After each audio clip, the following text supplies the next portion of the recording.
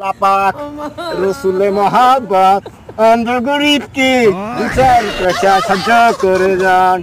আল্লাহ যদি ভাগ্যে রাখে কত টাকা করবে কত মানুষে দান।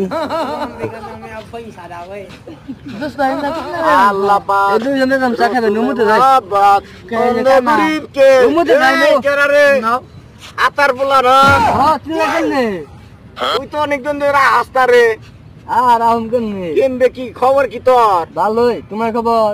আমার খবর ভালো হইব কেমবে, মানুষ তো আগের মতো দান খয়রাত করেই না। ও তাই না তাহলে হ্যাঁ তুই তো আগে 50 টাকা করে দিতি, অন্তত দেশ না দিয়া জানা কিছু না আর কি 10টা আছে।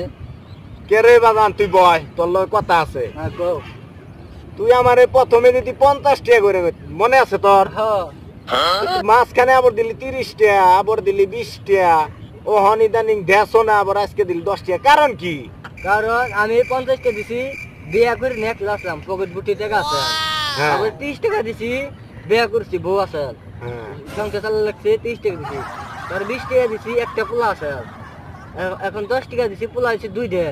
আমার সংসার চালাইতে চালাইতে আমি শেষ, আমি পকেটে আর করে নাই। বস কি তুই তো আমার মতো তোর ভিক্ষা করেন লাগবো, তুই আমার টিয়াতে সংসার চালাইবেন, তোর বিবেকে বাঁধে না।